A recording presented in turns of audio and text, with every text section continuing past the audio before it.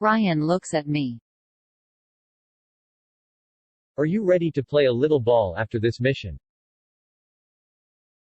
I sure am.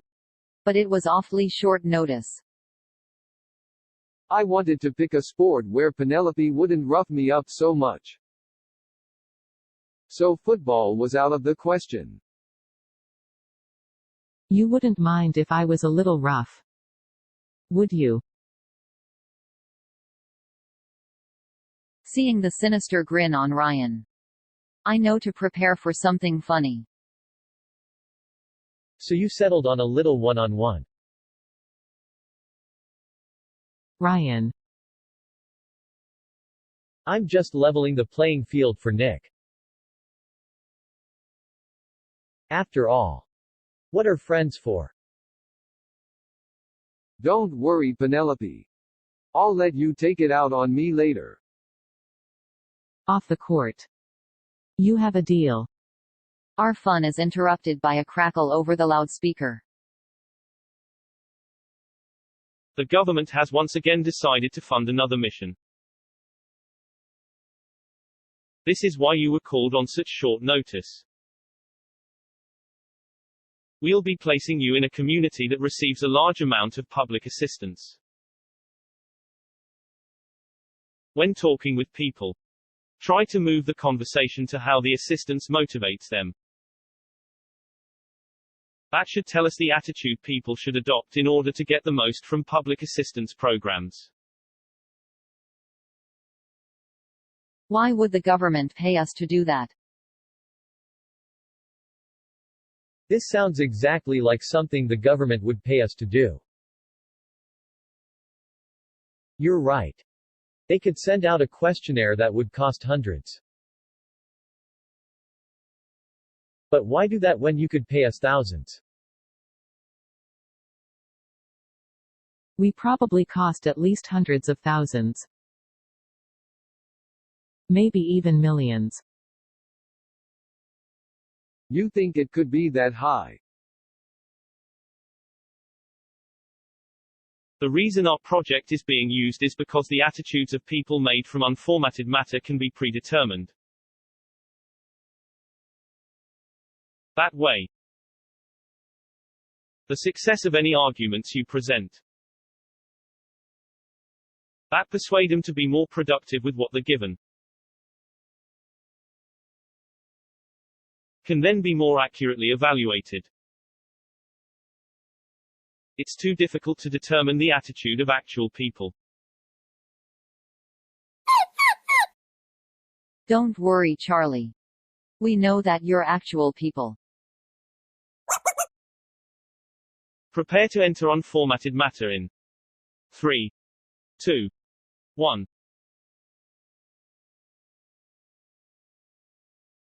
A basketball court. I should have seen this coming. Maybe we could play our game here. That's not a bad idea. But the court looks like it's already being used. Are you guys here to play basketball? You look like it. Well, what Nick is trying to say is that we totally can. If we break into teams, then I want to play against Nick. how come? Isn't it obvious? You're not really into sports. Why does everyone think that? Is that true? Yes. Everyone laughs. I like how Nick doesn't take things too personal. What are you wearing? What Ryan means is that you have a very pretty dress. Thank you. And to answer your question, Ryan. I'm wearing a dress because I'm a very pretty girl. And I'm wearing shorts because I'm a very accomplished basketball player. Second only to the world's best player. Yours truly. This is my big brother. Don't worry, sis. Everyone can be on your team. And I'll be a team of one. You can't be by yourself on a basketball team. You're missing the entire point of team sports. You have to forgive Nick. He thinks that the point of sports is to build character. Or something. That is what it's for. No. The point of playing sports is to win. If Ryan wasn't so sarcastic, his answer would worry me. In that case, I choose Rian. The two of us versus the three of you. That works for me. This way I'll have an easier time winning. The focus of team sports is to learn specialized roles. Not to rely on others to win the game. The goal is to do your part well enough to contribute to the win. I agree with Rian. The goal is to win. For example, I let my sister win. And that helps her reach the goal of being good at basketball.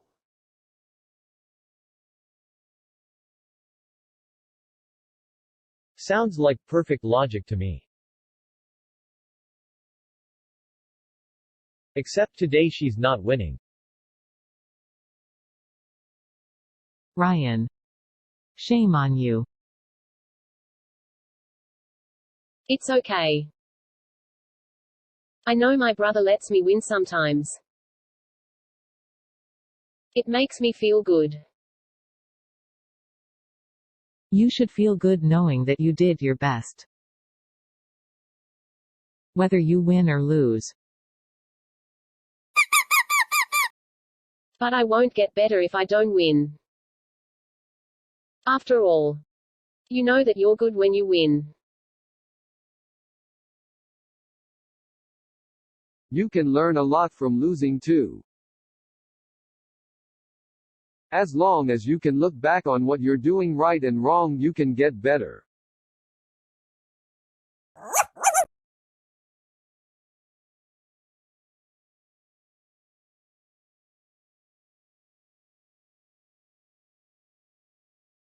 Or you can just look at what I do. That won't work. You should try to be the best version of you. And not anyone else. But learning from others is generally good advice. You've become her cheerleader, Penelope. Why shouldn't I be? I mean, look at her. She's so bold. I just have to support her. I want to have a girl just like her someday. Nick can probably help with that.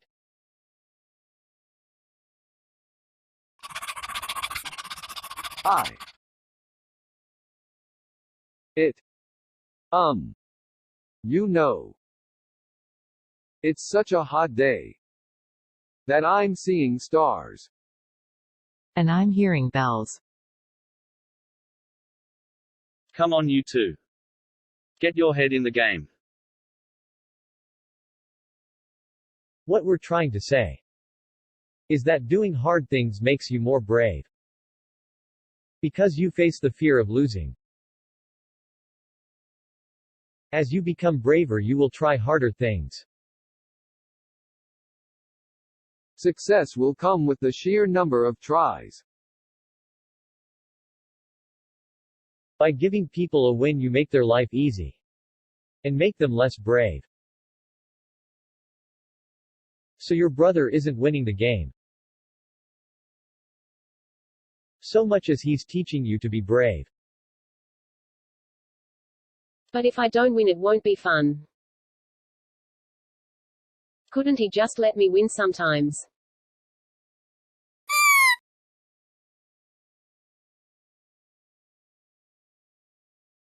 Don't forget that you're an accomplished basketball player. You told me yourself. Oh. I remember. You're right. Do you really think so?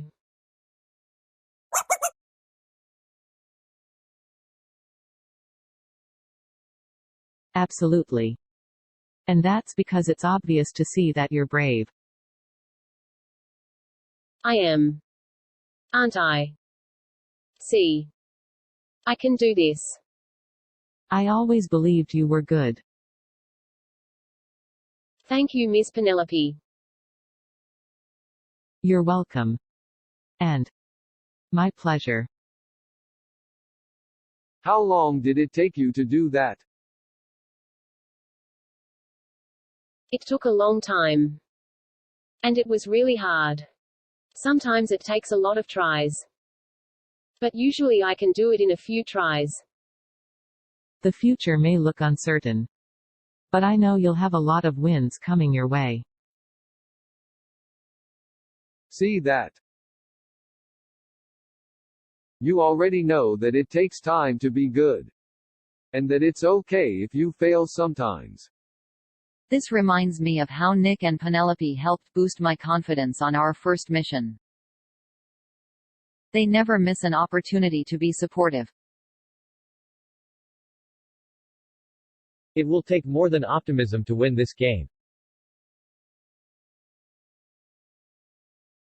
Don't worry.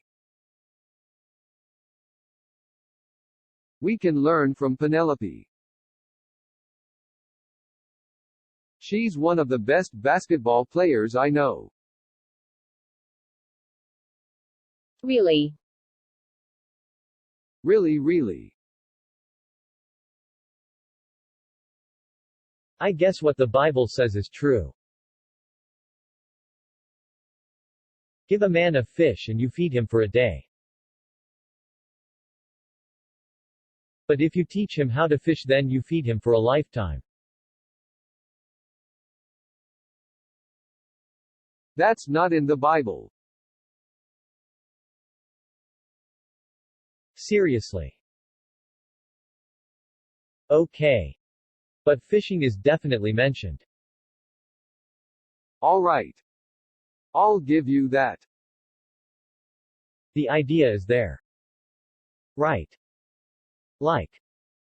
God helps those who help themselves. Actually, that's not in the Bible either.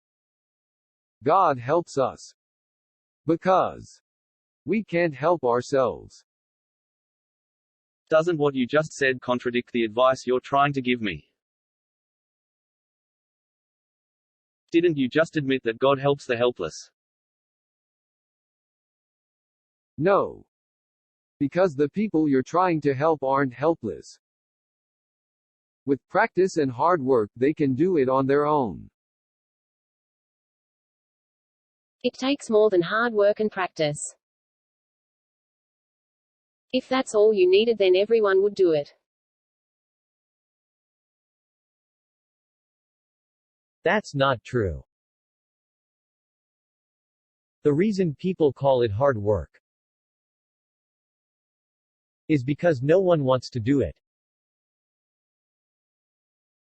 Ryan. She is right. There is more to success than hard work.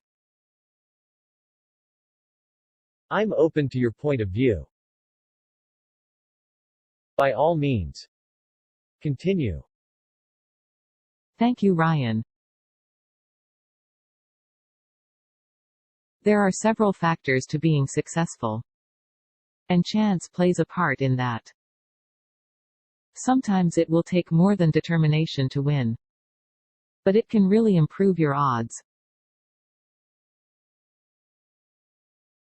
When Ryan mentioned teaching someone to fish, I think what he was trying to say is that sometimes you need to learn how to be successful. No one should expect you to be successful if you don't have the tools. Is that right, Ryan? That sums it up nicely. I'm only more confused. When should I help people? For that matter, should I help at all? When people can't help themselves at all, then that's a strong indication you can do something. Just because you can help doesn't mean you have to, or that you should. The choice is always yours. And you should never feel guilty that you didn't help. That was a great sermon, Reverend Nick. I think Ryan and I are going to take your advice and play a little ball. Are you up for it, Ryan? You bet. That will make the difference between winning and winning by a whole lot. Nick. This is your fault. Now I'm going to need to work twice as hard to win. He's really sorry. Nick only wants what's best for you. It's really that mean old Mr. Ryan's fault. How is it my fault? That's true. Ryan, you should be ashamed of yourself. How can you sleep at night, knowing that you're taking advantage of a poor defenseless girl?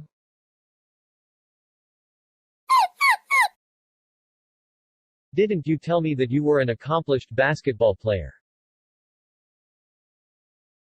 Well, yes. That's the spirit. It's harder to win when you've already decided that you're going to lose. Nick is right about all that positive attitude stuff.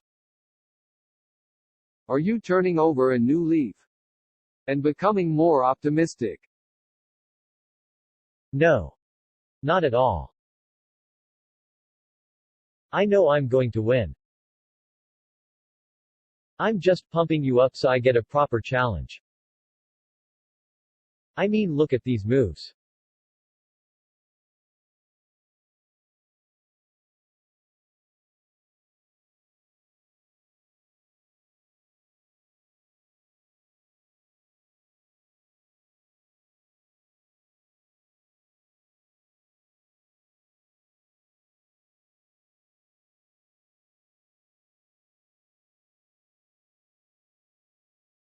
That was a fluke.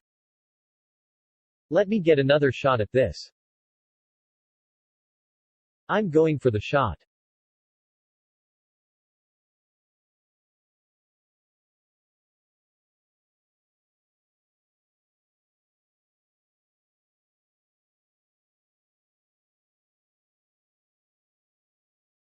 I'm starting to feel that this is karma. It's not karma. Everyone misses from time to time.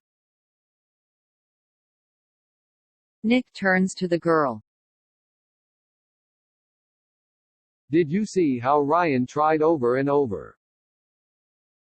He didn't stop trying.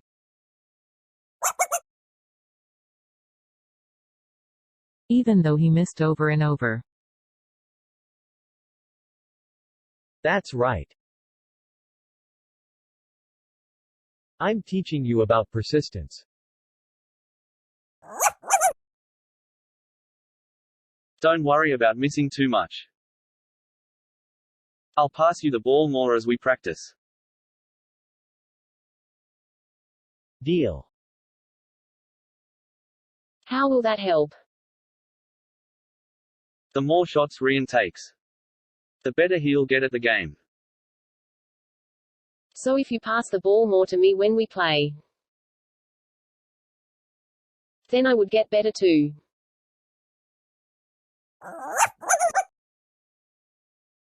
I never really thought of it like that. But I guess so. Now that I really think about it, if I help you develop your skill, then you would challenge me more. That would make me a better player. What other things could I do to help train my sister, you guys? You need to identify all the things that need to be done. So in basketball, like other sports ball games, that would be dribbling, passing, and shooting. Now I feel bad. Because I could have been making my sister a better player. Don't be hard on yourself. You thought you were doing the right thing. After all, society tells us that we should help those who need it. But it doesn't really teach us how to determine who really needs the help. It gets more complicated than that. Most people will take help even if they don't need it. Just to be nice. It's not your fault, bro. I should have told you that I wanted the ball more. It's just that I got used to not trying very hard. You should be very proud of yourself. It takes a lot to be responsible for yourself. Really? It's easy to expect others to do things for you. It's much harder to insist that you do things for yourself. It's easy to see how you became an accomplished basketball player. This is true. Penelope and Nick are so good at being supportive. How do I know if someone is actually trying to help me? We all look to Nick for the answer to that question. When someone helps you, it should give you power and control. It should not give them power or control over you. Help should never reinforce the idea that you're weak or needy. So letting someone win only makes them dependent. You need to forgive yourself. You want to change, and that's what matters. Isn't that right, Nick? Yes, it is. So when you're presenting a challenging game of basketball to your sister, what you're actually doing is presenting an opportunity for her to empower herself. I can see that. Don't use that as an excuse to be mean to me. I'm sure he won't. The trick is to apply the right amount of challenge. Too much pressure and she'll lose confidence. But not enough and your sister won't learn. The other problem with providing an easy win is that people won't explore new sources of victory. What do you mean? If you always let your sister win, then she won't want to play with others. I get it. Why play with people who you'll lose against? When you can play with someone you can win. So when you start winning, she'll start looking for easier opportunities to win. Or she'll quit. Don't you worry, sweetheart. I know that you have a winning basketball player inside of you. Other people will win sometimes, but you'll always be a super basketball player in my book. Thank you, Miss Penelope. You make me feel like I can go out into the world and win every game I play. That's my tough champion. I know you can do it. So how can I tell when I'm helping someone? Treat people like they're equal. I don't get it. Well, you expect Ryan to play at his best and to make his share of shots. So you should expect the same thing from your sister. I get it now. Also, in the same way you wanted to practice with me so I could get better, you could give her the same amount of practice time.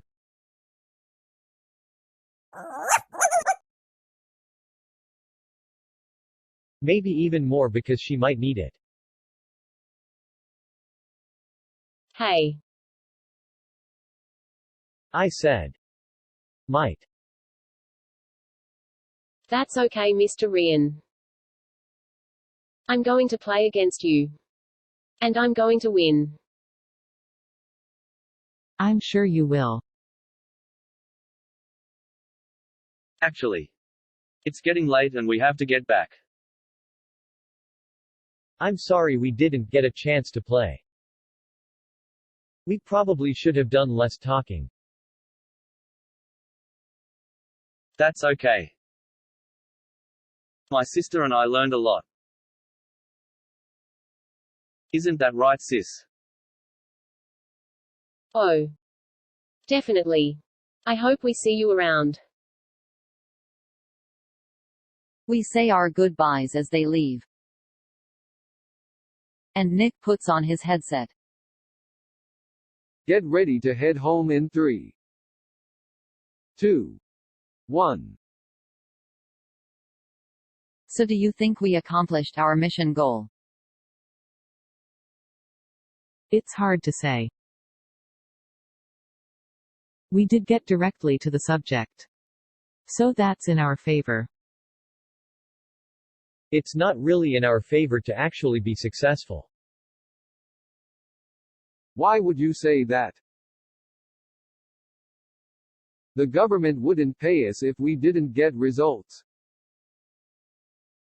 Actually, the opposite is true. As soon as we succeed, we'll lose funding. Now if it takes us years to succeed, then Everyone laughs.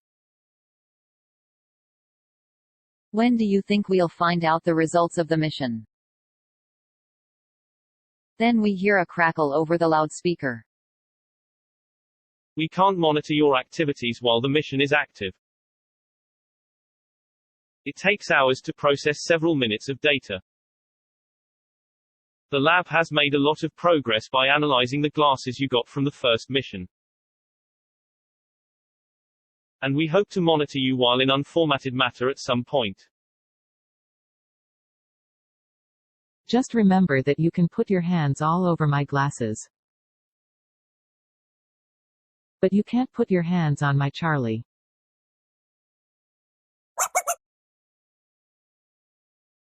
You're adorable when you're possessive. And you wouldn't have it any other way. As a matter of fact. No. I wouldn't.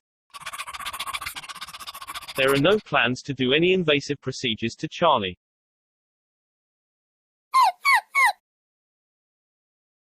Who knows what might happen if we even tried? The fact that you refer to him as Charlie is encouraging. It means that you see him as more than just a dog. We've taken his blood pressure, temperature and other metrics. And he has most of the features you'd expect from a dog. What do you mean by most? And why isn't it all? Well, for starters, Charlie has a heartbeat, but no pulse. That's because Charlie is unformatted matter, taking the form of a dog, as opposed to being an actual dog. Don't worry, Charlie.